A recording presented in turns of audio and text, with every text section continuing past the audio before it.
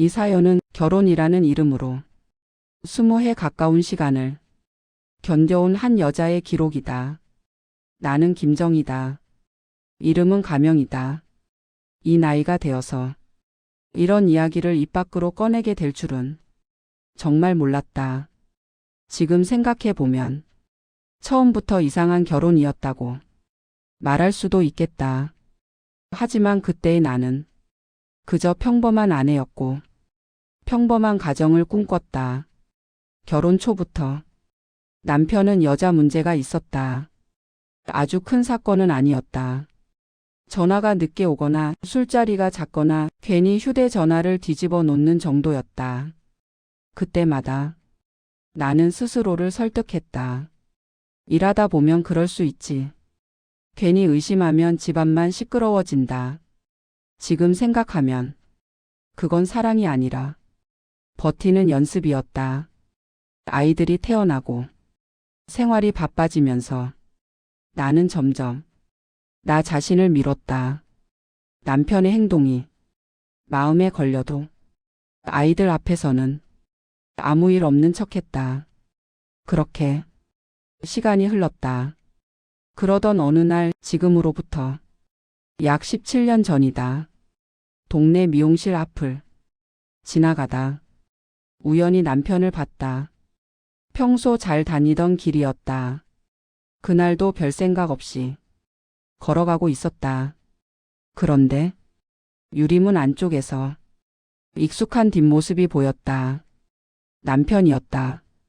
미용실 문이 열리고 두 사람이 나왔다. 남편과 미용실 원장.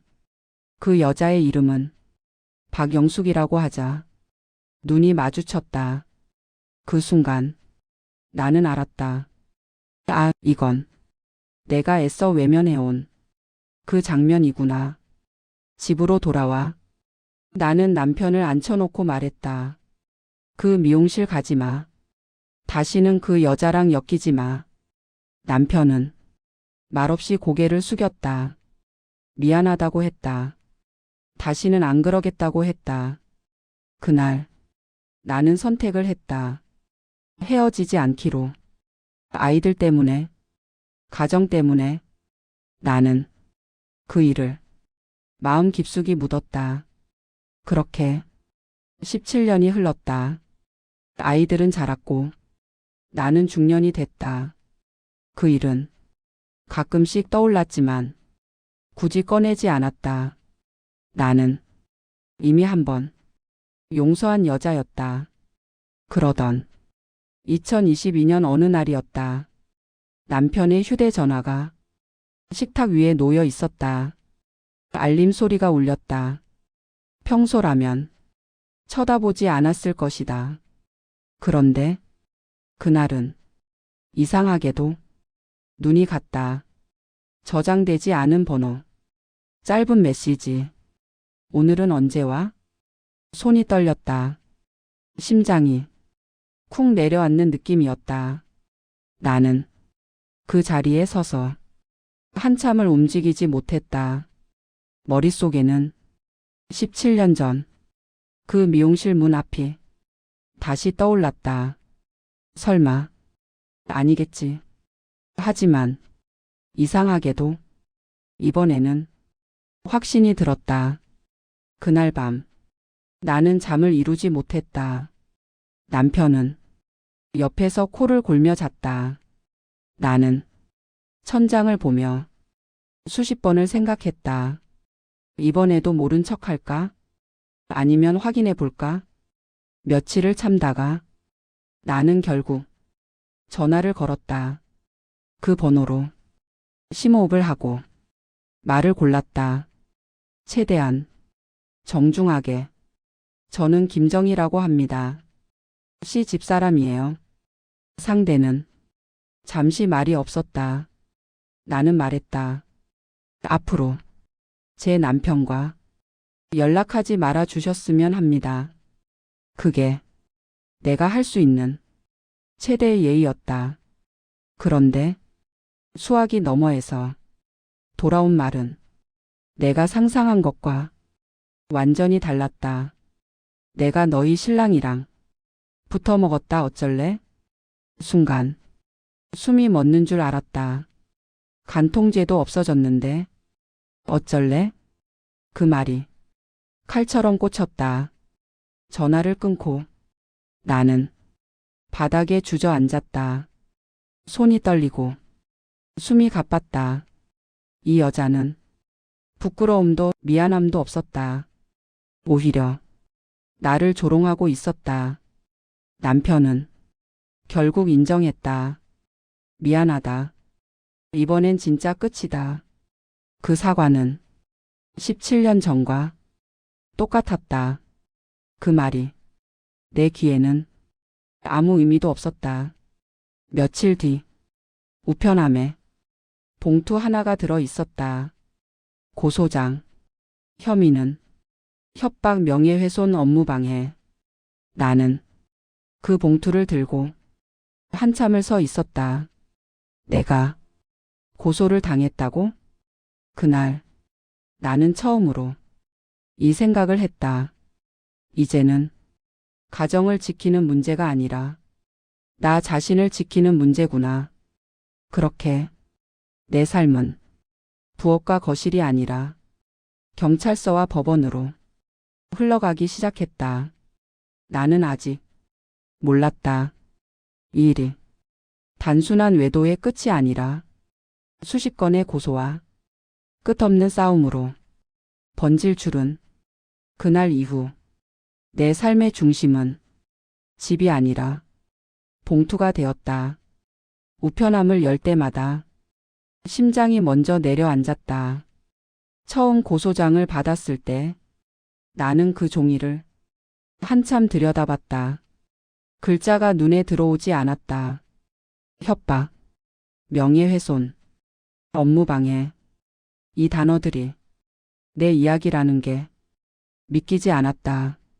나는 누군가를 협박한 적도, 거짓말을 퍼뜨린 적도, 장사를 방해한 적도 없었다.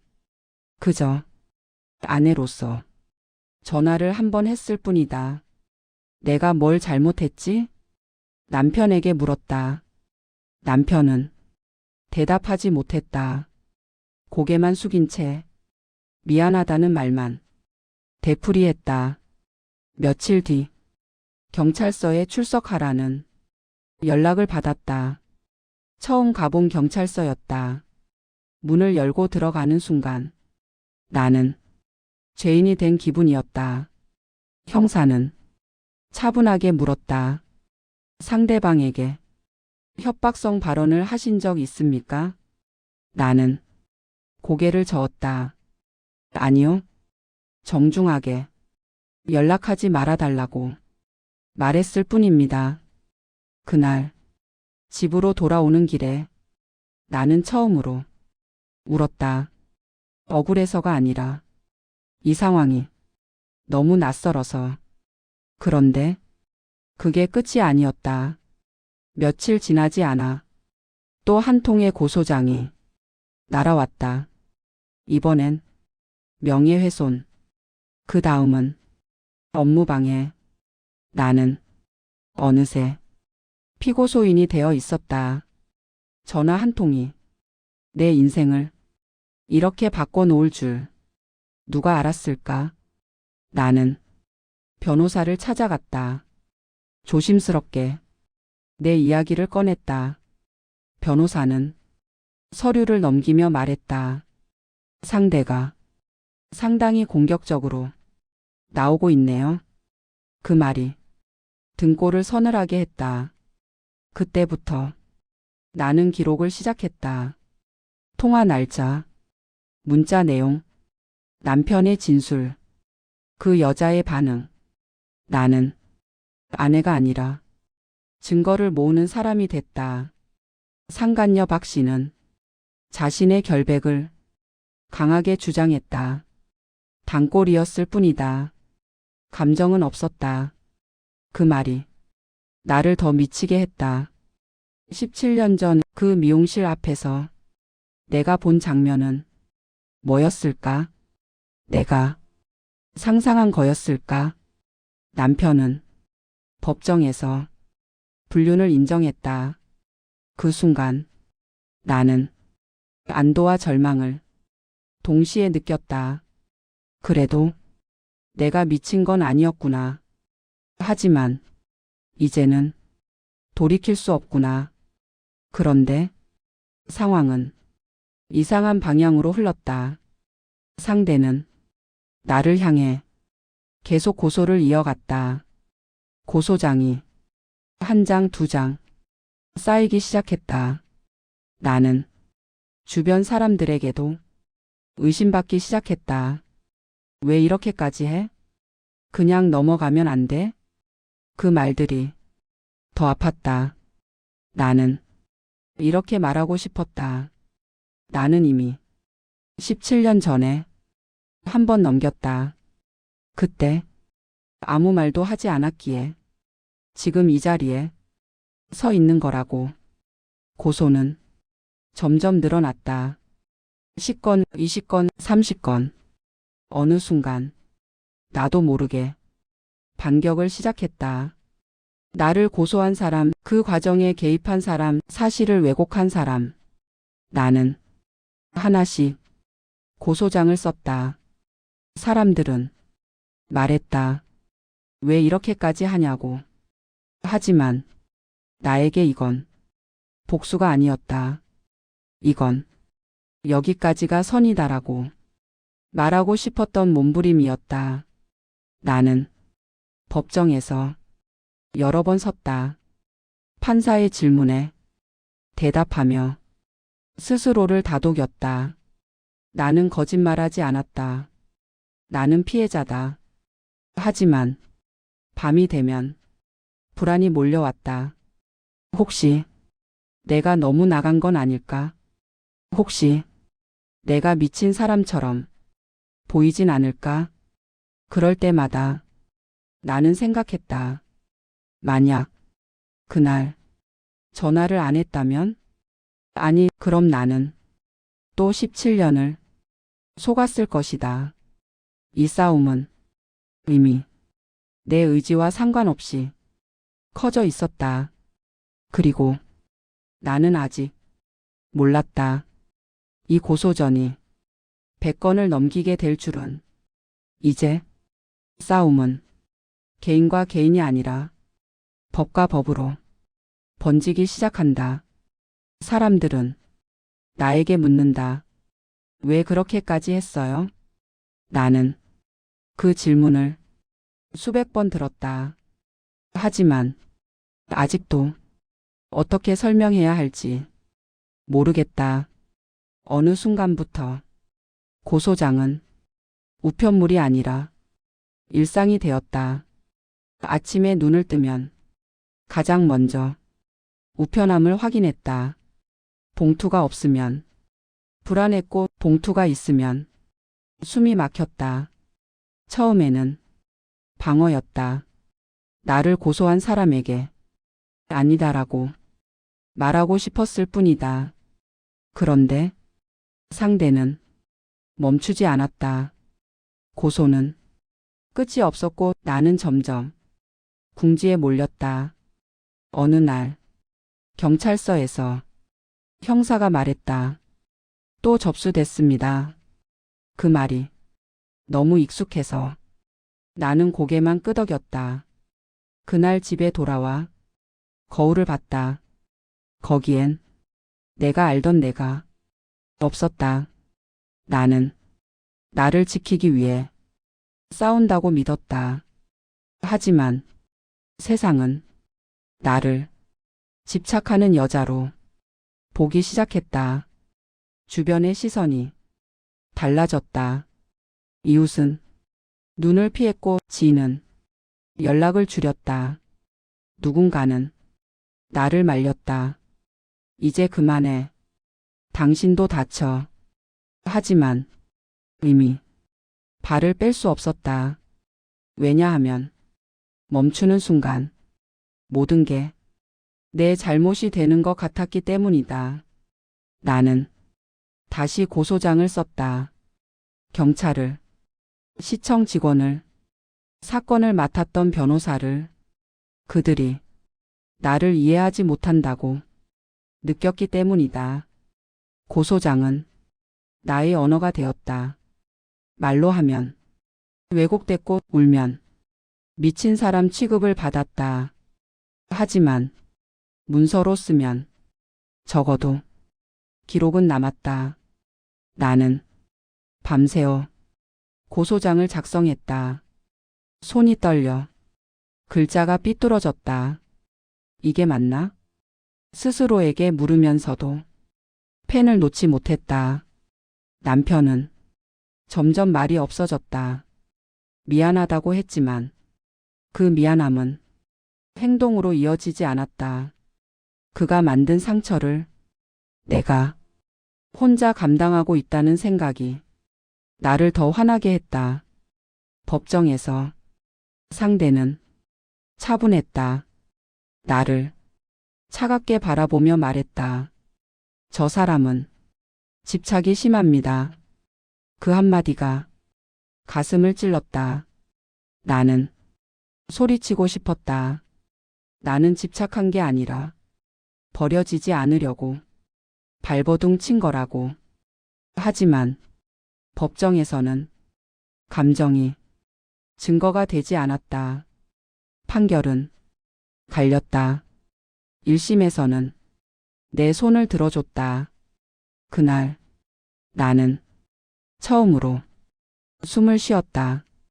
그래, 세상이 완전히 나를 버린 건 아니구나. 그러나 2심은 달랐다.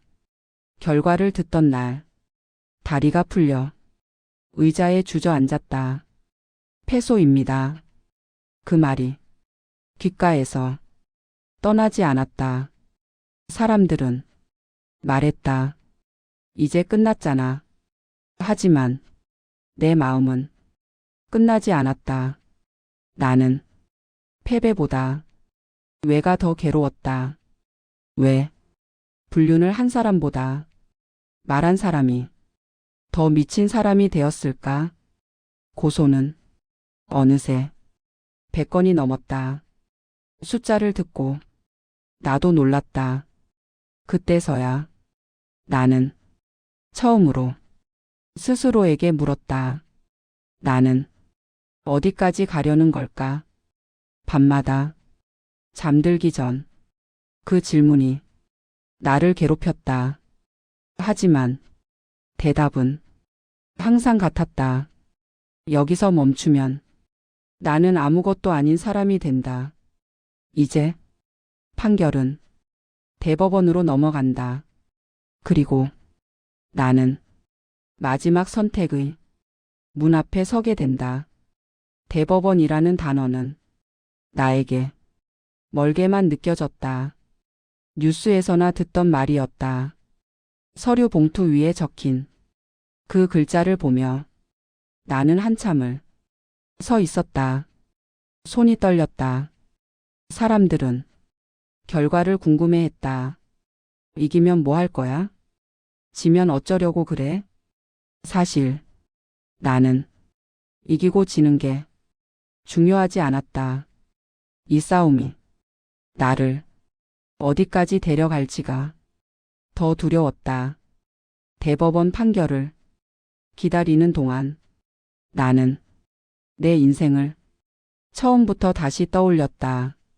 20살에 결혼해 아내가 되었고 엄마가 되었고 그러다 어느 날부터는 참는 사람이 되었다. 17년 전 미용실 앞에서 돌아서 나왔던 날, 그날 내 인생은 조용히 꺾였다. 나는 그날을 없었던 일처럼 살아왔다. 아이들 때문에, 가정 때문에. 하지만 상처는 사라지지 않았다. 그저 쌓여 있었을 뿐이다. 2022년 휴대전화 속 문자를 보기 전까지는 사람들은 말한다. 그냥 이혼하지. 왜 이렇게까지 했냐고. 나는 그 질문이 가장 아프다.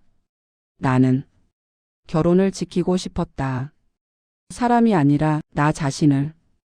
대법원 판결은 아직도 기다리는 중이다. 하지만 이제 나는 결과에 모든 걸 걸지 않는다. 어느 날 혼자 병원에 갔다. 의사는 내 상태를 보고 말했다.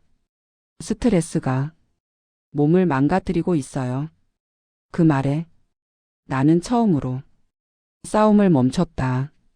집에 돌아와 고소장 파일을 모두 닫았다. 그리고 울었다. 억울해서도 분해서도 아니라 지쳐서. 그날 나는 스스로에게 말했다.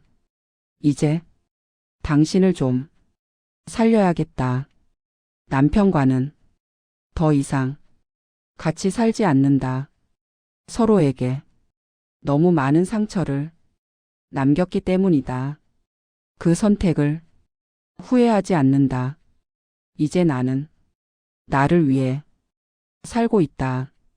분류는 내 잘못이 아니었고 싸운 것도 부끄러운 일이 아니었다. 다만 너무 오래 나 자신을 뒤로 밀었을 뿐이다. 만약 이 이야기를 듣는 누군가가 있다면 이 말은 꼭 하고 싶다. 당신이 미쳐서 힘든 게 아니다. 당신이 너무 오래 참아왔을 뿐이다. 그리고 참는 데에는 한계가 있다.